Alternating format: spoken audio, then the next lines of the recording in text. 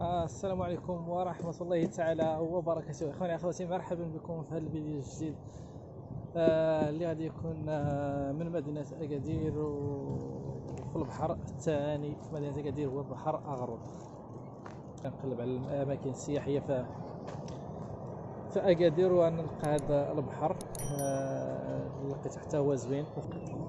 حنا الان في بحر اغروض بمدينة أغادير. انتم كما كتشوفوا مورايا البحر خاوي 10 الصباح. الناس ما قليل اللي كيوصل هنا الا اللي عندهم الطوموبيلات ديالهم. البحر كما كتشوفوا نقي بزاف، والجو بارد شويه، ولكن واخا حنا كنهضروا في البرد كنهضروا في الصباح.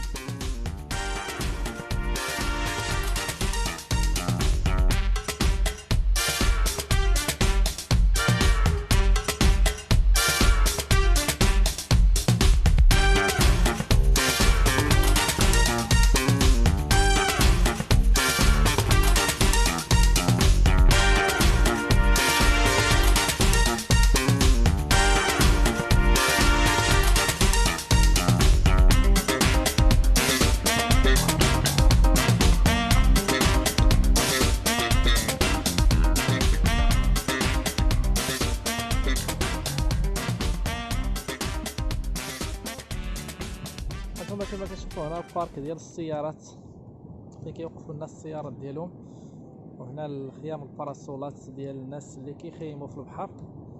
هانتوما كما كتشوفوا البحر خاوي، كاينين اللي كيديروا رياضه هنا وكاينين اللي جالسين كيعوموا.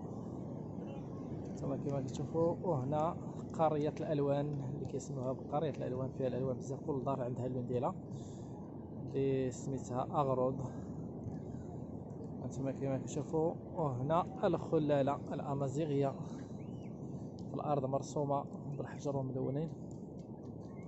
هذا الشعار اللي هنا هي الخلالة اللي كيديروا الأمازيغيين في النقرة كيلبسوها البنات. هانتوما كما كتشوفوا هنا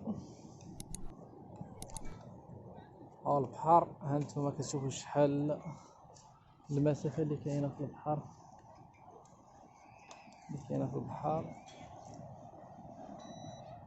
هانتوما كما كتشوفوا هذا البحر ديال اغروض. البحر فيه الامواج وزوين بزاف وما غارقش، في واحد المسافه كبيره. هانتوما كما كتشوفوا ديك البنت اللي الوسط هي في وسط الماء، والماء يلاه وصلها السمطه ديالها تقريبا شي متر حتى المتر و20. نتوما كتشوفوا هنا كله عامر بنادم، وما كيوصلوش بنادم بزاف ما عدا اللي عندهم السيارات ديالهم. نتوما كما كتشوفوا هنا